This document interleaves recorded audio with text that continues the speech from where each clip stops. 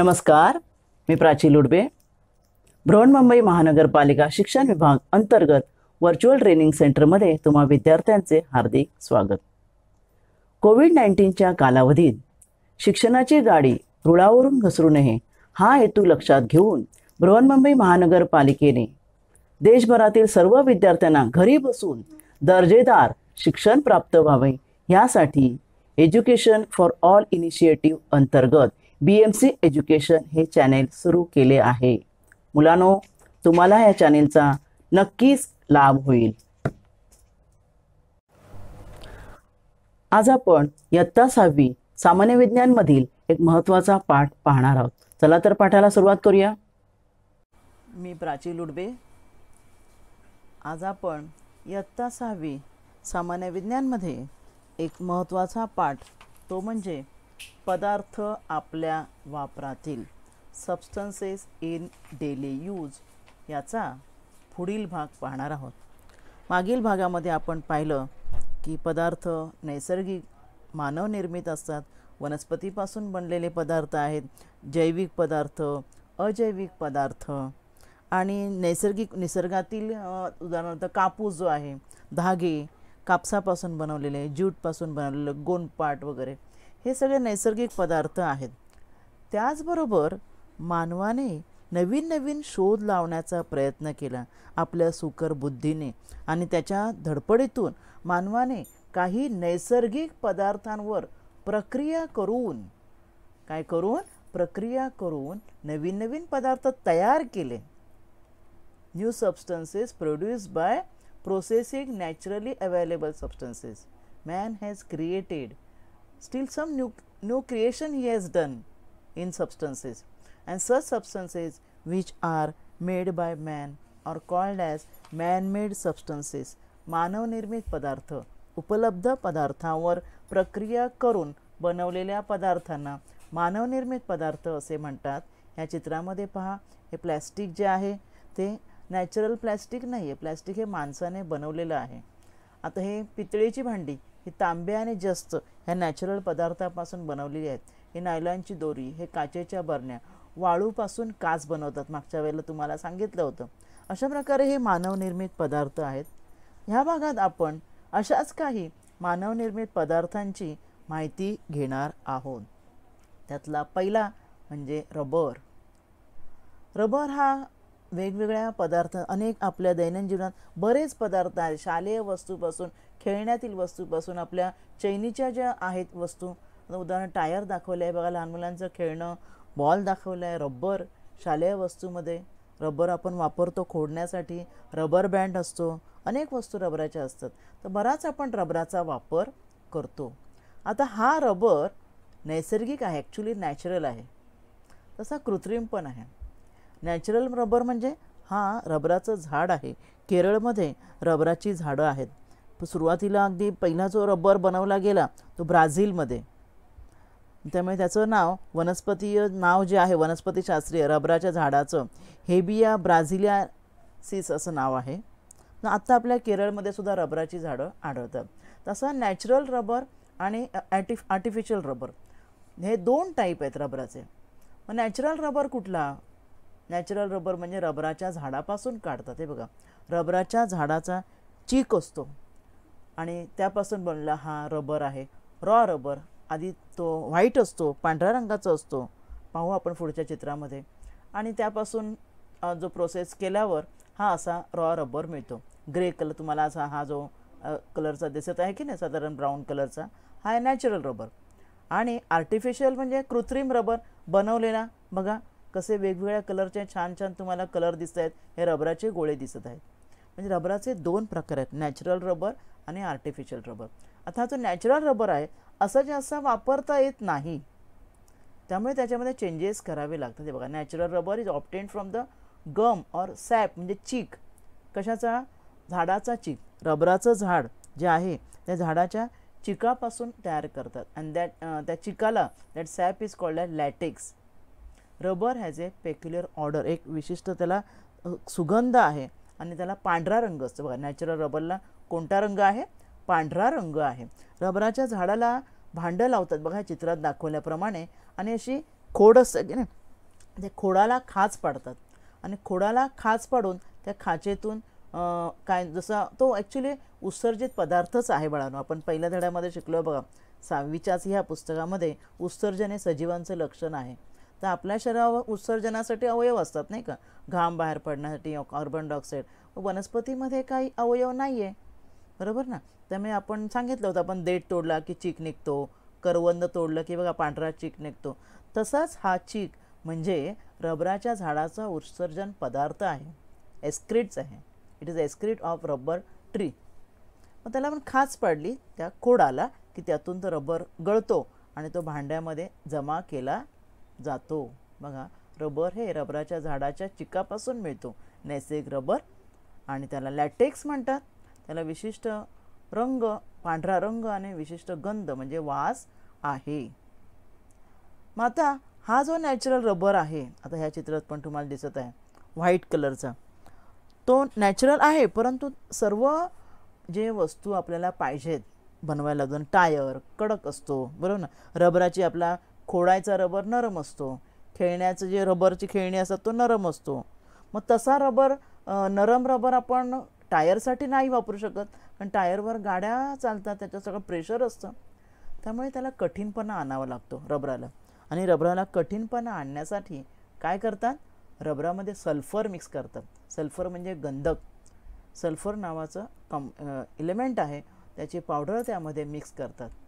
आता मग किती मिक्स करतात, which type of rubber you want, on that it depend how much amount of sulphur is to be added in the rubber. किती add करायचं कशावर अवलंबून आहे, कोणत्या प्रकारचं रबर तुम्ही बनवताय. रबर खोड रबर आहे, रबराचा चेंडू आहे, खेळणी, यामध्ये कमी अधिक प्रमाणामध्ये गंधक ॲड करतात. रबर बँडपेक्षा थोडंसं अगदी कमी, फार कमी.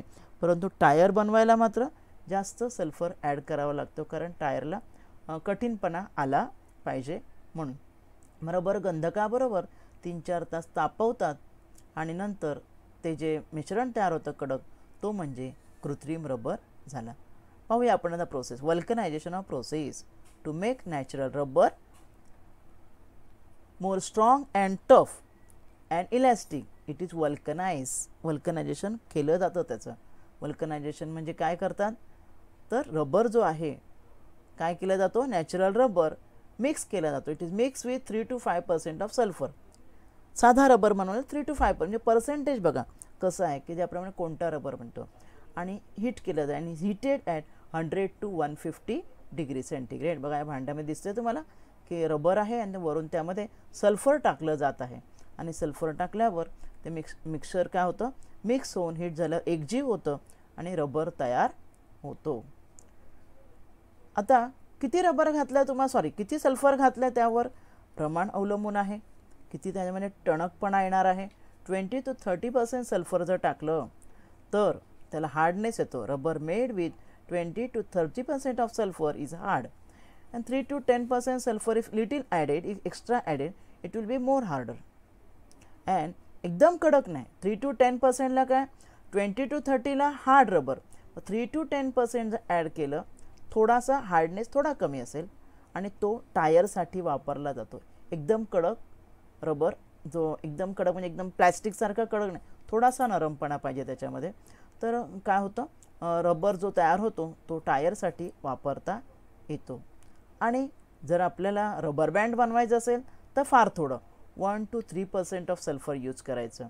आणि तो रबर कसा असणार, इलॅस्टिक असणार आहे, which is use for making rubber bands. Rubber band वगैरे आपण वापरतो ना, आणि ते इलॅस्टिक खेचले जातात, म्हणजे त्याच्यामध्ये फार कमी प्रमाणामध्ये सल्फर ॲड केलं जातं. अशा प्रकारे वल्कनायझेशन करून रबर जो आहे नॅचरल रबरपासून कृत्रिम रबर बनवला जातो. दुसरी वस्तू पाहूयात आपण, मॅनमेड सबस्टन्स, कागद, पेपर, जी आपल्या डेली लाईफमधली एक महत्त्वाची वस्तू आहे. आपला अभ्यास आपण जो करतो तो कागदावर करतो. वेगवेगळ्या रंगाचे, वेगवेगळ्या डिझाईनचे आकर्षक कागद तयार करतात. क्राफ्टचं जे सर्व जे काम असतं, क्राफ्ट, लहान मुलं जे क्राफ्ट करतात ते कागदावरच करतात. कसा बनवतात कागद, गवत, लाकूड, चिंध्या, तसेच रद्दी कागद, काय रद्दी कागद, अशा पदार्थांचे सेल्युलोज धागे एकमेकांमध्ये गुंतल्यानंतर त्यांचे जाळे तयार होते आणि ते जाळे म्हणजेच काय, कागद. मग कशाचं बनवतात? सूचिपर्णी वृक्ष. सूचिपर्णी वृक्ष तुम्हाला माहिती आहे थंड प्रदेशामध्ये असतात की त्यांची पानं उतरती असतात बर्फ वाहून जाण्यासाठी. त्या सूचिपर्णी पाईन नावाचा सूचिपर्णी वृक्ष जो आहे त्यापासून रबर बनवतात, कागद बनवतात. कसा बनवतात बघा, ज्या सूचिपर्णी वृक्ष जो आहे त्याची सालं काढली जातात बघा. तो ओंडका जो आहे त्याचा वृक्ष पहिला तोडला जातो, त्याचे ओंडके काढतात, ओंडक्याची साल काढली जाते. ओंडक्याची साल काढल्यानंतर मग काय केलं जातं, त्याचं बारीक पातळ लगदा तयार केला, इथे तुकडे केले जातात आणि त्या तुकड्यामध्ये रंगद्रव्य, कोणत्या प्रकारचा तुम्हाला कागद हवा आहे त्याप्रमाणे रंगद्रव्य मिसळून हा जो आहे तो अशा प्रकारे लगदा तयार झालेला आहे. इथे ही पावडर आहे, ही त्या ओंडक्याची पावडर केली, रंगद्रव्य मिसळलं, लगदा झाला. नंतर तो लगदा जो आहे तो काय केला जातो, रोलरच्या साह्याने त्याला जे हे दिलं जातं, शेप दिला जातो. रोलरमधून लगदा पुढे पुढे जाऊन कोरडा झाला की कागदाच्या रूपामध्ये असं त्याला गुंडाळलं जातं बघा. कागदाचे रोल तयार केले जातात आणि हा झाला तुमचे कागदाचे गुंडाळे. म्हणजे अशा प्रकारे कागद तयार होतो. आता हे फार महत्त्वाचं आहे, कागद आणि झाडं, paper and wood are related to each other. Why they are related to each other? Because paper is made from tree. आत्ताच आपण बघितलं पाईन वृक्षापासून बनवतात. मग जर तुम्हाला झाडं वाचवायची असतील तर पेपर वाचवला पाहिजे. कसा काय बाळानो? To save paper you should save tree. झाडं लावा, झाडं जगवा आपण म्हणतो, पण त्याचं कागदाशी सुद्धा नातं आहे. 1 ट्री मेक्स 12,000 पेपर्स. एका झाडापासून किती बघा, 12,000 पेपर कागद तयार होतात. साहजिकच तुम्ही झाडं वाचवले तर तुम्हाला कागद मिळणार आहे, बरोबर ना. 1 ton of recycle paper can save 17 trees. 1 ton paper किती काय करू शकता तुम्ही, एवढे जर कागद वाचवले 17 झाडं त्यापासून वाचतील. Think before you waste. कागद वेस्ट करण्यापूर्वी विचार करा. तुम्हाला सांगितलं आत्ताच मी कशा प्रकारे 1 टन लेस पेपर म्हणजे 1 टन तुम्ही पेपर रिसायकल केले, पुन्हा जर वापरले तर त्यापासून 17 ट्रीज वाचणार आहेत. 380 गॅलन्स ऑफ ऑइल सेव्ह होणार आहे. 6,953 गॅलन्स ऑफ वॉटर सेव्ह होणार आहे. 587 पाउंड्स ऑफ एअर पोल्युशन कमी होणार आहे. 4,077 kilowatt hours of energy save होणार आहे.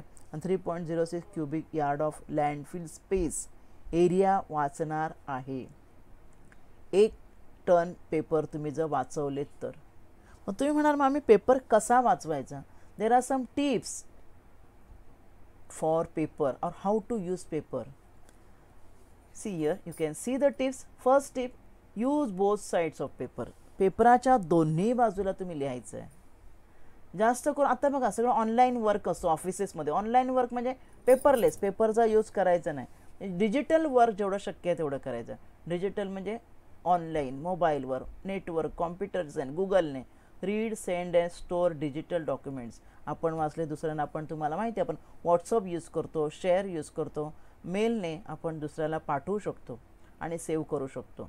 No need of using paper. Be selective about what you print. तुम्हाला काय प्रिंट करायचं कागदावर ते जो आवश्यक आहे अशाच गोष्टी पेपरवर प्रिंट केल्यावर प्रिंट करायचं आहे हार्ड कॉपीसाठी. अन्यथा पेपरवर प्रिंट करायचं नाही, म्हणजे प्रिंट करायचंच नाही, सेव्ह करून ठेवायचं मोबाईलमध्ये किंवा तुमच्या कॉम्प्युटरमध्ये. Reach for the right paper. Right paper, योग्य तो पेपर वापरायचा आहे.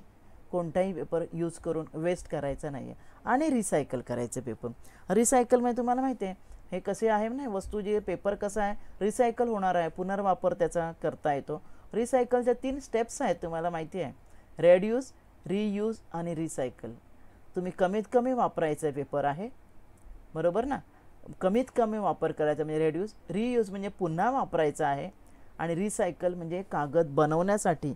आत्ताच तुम्हाला सांगितलं की जे झाडाचं जे हे वापरतात म्हणजे लगदा तर वापरतात आणि चिंध्या, रद्दी कागद वगैरे जे आपण गोळा करून रद्दीवाले गोळा करून नेतात त्याचा सुद्धा वापर त्यामध्ये करायचा आहे.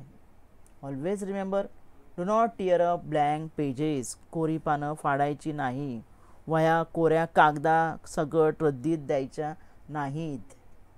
The blank sides of advertising pamphlets, inner side of postal envelope, blank side of calendar page and other such writable substances or surfaces can be used to make notes. तुम्हाला नोट्स बनवायचे आहेत की लिहायचं आहे तर ब्लँक साईड बघा कॅलेंडरच्या मागे असते, हे पोस्टाच्या पाकिटाच्या आतली बाजू असते, कॅलेंडरची पाठीमागची बाजू, जाहिरातीची पेपर असतात त्याची मागची बाजू कोरी असते, त्याचा तुम्ही कवर घालण्यासाठी किंवा नोट्स लिहिण्यासाठी उपयोग करू शकता. कोणताही कागद पूर्ण वापरून झाल्याशिवाय रद्दीत टाकायचा नाही किंवा तो जाळायचा नाही. Whenever possible try to use pencil and slate, पाटी पेन्सिल. आजकाल पहिलीपासून मुलं वह्या वापरायला लागल्यात. ॲक्च्युली ते चुकीचं आहे. आमच्या लहानपणी आम्ही पाटी पेन्सिल वापरायचो. तर शक्यतो पाटी पेन्सिल वापरण्याचा प्रयत्न करायचा आहे. ठीक आहे. आणखी एक महत्त्वाची गोष्ट, आपल्या एरियामध्ये बघा कागद वेचणारे येतात, रद्दीला आपण पेपर देतो, पुठ्ठे वगैरे घेऊन जाणारे बघा भंगारवाले जे असतात, रद्दी पेपर आणि पुठ्ठे वगैरे घेऊन जायचे. कॉपरेट करायचं आहे, त्यांना सहकार्य करायचं आहे. Cooperate with the people who collect paper from garbage और बाय स्क्रॅप पेपर. रद्दी आपण विकतो की नाही, कारण ते जे आहेत एक प्रकारे काय करत आहेत, ते आपला कागद जो आहे तो रिसायकल करण्यासाठी, कागदाचा पुनर्वापर करण्यासाठी आपल्याला मदतच करत आहेत. कारण हाच कागद ते काय करतात, ते ज्या ठिकाणी कागद बनवतात त्या ठिकाणी देतात आणि कागद बनवण्यासाठी गवत, लाकूड, चिंध्या याबरोबर त्या कागदाचा वापर करतात. म्हणून ह्या लोकांना सहकार्य करायचं आहे. आता आपण पाहणार आहोत कृत्रिम धागे. नैसर्गिक धागे तुम्हाला माहितीच आहेत बाळांनो, बरोबर ना. हे बघा या ठिकाणी काय आहे, हा रेशमाच्या किड्याचा पासून बनवलेला रेशमाचा धागा आहे, हा कापूस आहे, बरोबर ना. हे निसर्गामधून मिळालेले धागे आहेत बाळांनो आणि त्यांचा आपण वापर करतो. ही बघा कॉटनची साडी दाखवली आहे, कॉटनचा धागा तो विणला जातो आणि त्यापासून धागे काढले जातात आणि धाग्यापासून काय केलं जातं, हे फॅब्रिक म्हणजे कपडा तयार केला जातो. 3 स्टेप्स आहेत लक्षात ठेवा. धागा विणणे, सूत जे आहे ते विणलं जातं सारख्यावर आणि धागा निघाला की धागापासून काय गुंतवून धागा एकमध्ये विणून त्यापासून तो कपडा तयार केला जातो. ही आहे कॉटनची साडी आहे, ही आहे रेशमाची साडी, सिल्क साडी आहे जी रेशमाच्या किड्यापासून जे आहे धागा निघतो त्यापासून तयार केलेली आहे. परंतु काय माहिती आहे का, वाढती लोकसंख्या जी आहे आणि त्यामुळे वस्त्राची लोकांची गरज भागवण्यासाठी कृत्रिम धागे सुद्धा तयार करण्यात आले. आणि असे धागे तयार करण्यात आले की ज्यापासून आपले नॅचरल जे आहे धाग्यापासून जे बनवलं जात असे पूर्वीच्या काळी ते सुद्धा त्यांच्यापासून बनवता येतं. अशा प्रकारचे innumerable kind of synthetic threads are now available like nylon, dacron, terylene, terine, polyester, rayon. These are all the names of various synthetic threads, and from these threads what is made, the clothes are made. and which are these clothes, कसे हे clothes आहेत माहिती आहे का, एकदम reasonable रेटमध्ये आपल्याला मिळतात, स्वस्त मिळतात आणि हलके फुलके असतात. the most of the things we are made from these synthetic fibers. बऱ्याच वस्तू, कपडे वगैरे आपण बरंच वस्तूंचा वापर करतो की जे सिंथेटिक फायबरपासून बनवलेले असतात. And almost all the articles made from natural fibres nowadays can be made from the synthetic thread. म्हणजे पूर्वीच्या काही नैसर्गिक धाग्यापासून म्हणजे आणि ते महाग पण असतात. एखादा कॉटन तुम्ही कपडा घ्यायला गेलात, कॉटन शर्ट किंवा कॉटन साडी, हे नक्कीच महाग असेल हे सिंथेटिकपेक्षा. लक्षात आलं का बाळांनो तुमच्या. असे कोणते कोणते कृत्रिम धागे आहेत पाहूया आता आपण चित्राद्वारे. पहिला नायलॉन. हे बघा, हे नायलॉनचे कसं बघा दिसतं बघा, चमकणारं आहे की नाही धागा आणि शायनिंग पण असतात, चांगले दिसतात धागे, अट्रॅक्टिव्ह दिसतात आणि कॉटनपेक्षा कमी किमतीमध्ये आपल्याला मिळतात. पहिल्यांदा हा धागा कुठे तयार केला, न्यूयॉर्क आणि लंडन ह्या 2 शहरामध्ये हा धागा पहिल्यांदा तयार केला जाईल. आणि म्हणून काय माहिती आहे, त्या धाग्यामध्ये या दोन्ही शहरांच्या अक्षरांची आद्याक्षरांचं नाव आहे बघा. न्यूयॉर्कमधला N आणि Y, लंडनमधला LON आणि त्यामुळे नाव तयार झालं नायलॉन. कळलं का तुम्हाला. कसा नायलॉन तयार झाला? आणि हा नायलॉनचा धागा चमकदार दिसतो, मजबूतही असतो, पारदर्शी असतो आणि जलरोधी म्हणजे पाणी शोषून घेत नाही. असे कपडे बघा भिजले पावसात तर पटकन सुकतात, पण आपला कॉटनचा कपडा पाणी शोषक असतो, बरोबर ना? पाणी शोषक असल्यामुळे ते लवकर सुकत नाही. हे जलरोधी, पाण्याला खेचून घेत नाहीत. वस्त्र निर्मिती, आपले जर ड्रेसेस वगैरे ते तर बनवतात. मासेमारीची जाळी, नंतर मग दोरखंड, हे बघा नायलॉनचे दोरखंड असतात, बरोबर ना? हे आणि ही मासेमारीची जाळी आहे बघा, हे बनवायला हे नायलॉनचा वापर करतात. फिशिंग नेट माहिती असेल ना तुम्हाला, मासे पकडायची जाळी असते. हा मध्ये बघा त्याची रीळ आहे बघा नायलॉनच्या धाग्याचे, आणि त्यापासून कपडा बनवला जातो. हे झालं नायलॉनबद्दल. Now about rayon. How rayon is made? Rayon is made from cotton and wood pulp. Wood pulp म्हणजे काय? लाकडाचा लगदा. हा बघा, हा लाकडाचा लगदा आहे. हे दोन्ही, this two are mix in sodium hydroxide. Sodium hydroxide काय आहे? एक लिक्विड आहे एक प्रकारचं, आणि त्या सोडियम हायड्रॉक्साईडमध्ये काय केलं जातं? याला मिक्स केलं जातं. And when it is mix with sodium hydroxide, sorry you can see here, sodium हायड्रॉक्साईडमध्ये मिक्स केल्यावर बघा कसं दाखवलं बघा, कापूस आणि लगदा लिक्विडमध्ये मिक्स केला जातो आहे. आणि मिक्स केल्यानंतर ह्यामध्ये अशा प्रकारचा बघा धागा दिसतोय बघा, तुम्हाला दिसतोय ते बाजूला आहे ना? तर हा धागा अशा प्रकारे रेयॉनचा धागा तयार केला जातो. रेयॉन बघा, आणि हा रेयॉनचा धागा कसा सूर्यकिरणाप्रमाणे चमकतो. It shines like sun, hence the name is rayon. Rayon हा शब्द म्हणून वापरलेला आहे. आणि त्याला कृत्रिम रेशीमसुद्धा म्हणतात. मजबूती आणि चकाकी त्याला आहे. हे बघा, हे रेयॉनचे कपडे, सगळे रेयॉन बेडशीट्स आहेत, रेयॉन शर्ट्स वापरतो आपण, जे आपण हे वापरतात जॅकेट्स म्हणतात. मुलींच्या ओढण्या असतात, स्कार्फ असतात, रेयॉनपासून बॅग्स असतात. या बऱ्याच वस्तू रेयॉनपासून बनवल्या जातात. नाव नेक्स्ट, डेक्रॉन, टेरेलिन, टेरिन हे सुद्धा काय आहेत? आर्टिफिशियल फायबर्स आहेत. खनिज तेल, खनिज तेल म्हणतो ना आपण, हायड्रोकार्बन. खनिज तेल म्हणजेच काय? Hydrocarbon. Various hydrocarbon obtain for mineral oil. खनिज तेलापासून जे हायड्रोकार्बन मिळतात ते त्यांच्यामध्ये बहुआहारिक शृंखला असते, म्हणजे पॉलिमर असते. आणि ह्या पॉलिमरपासून बारीक छिद्रे पॉलिमरचं द्रावण जे आहे ना, ते बारीक छिद्र असलेल्या चाळणीमधून दाबतात आणि त्यातून धागे होतात जे तयार. ते थंड झाल्यावर एक लांबलचक तंतू तयार होतो आणि मग त्या तंतूला पीळ देऊन हा धागा तयार केला जातो. Now different types of chemicals are used to make threads of various properties. आता वेगवेगळ्या प्रकारचे हे बनवायला, तिन्ही प्रकारचे बनवायला, डेक्रॉनचा म्हणा, टेरेलिन म्हणा, वेगवेगळे केमिकल्स यूज करतात आणि म्हणून त्यांना वेगवेगळी नावं आलेली आहेत. Like Dacron, terylene, टेरिन. हा बाजूला जो आहे तो डेक्रॉनचा रोल आहे बघा. डेक्रॉनचा धागा आहे. डेक्रॉन एकदम सॉफ्ट असतो, एकदम सॉफ्ट म्हणजे इतका सॉफ्ट धागा असतो की आपण पाहणार आहोत पुढच्या चित्रामध्ये पाहूया. प्रथम टेरेलिन पाहूया आपण. Terylene was the first holy synthetic fibre invented in Britain. ब्रिटनमध्ये तयार केला गेला टेरेलिन, आणि it was created by chemist J.R. Winfield of Accrington in 1941. त्यांनी तयार केलेला हा धागा आहे टेरेलिन. बघा टेरेलिनचे शर्ट्स आहेत, हे बॅग्स आहेत बघा, छोट्या छोट्या लेडीज पर्स वगैरे असतात, छत्री आपण वापरतो, हे टेरेलिनचा पासून बनवलेले आहेत. हा बघा पॉलिस्टर, हा धागा बघा, डेक्रॉनचा टेरेलिनचा धागा, किती त्याला पीळ दिलेला आहे बघा, शायनी आहे आणि पीळ बघा केवढा बसलेला आहे तो. हा बघा खालचा डेक्रॉनचा कापूस.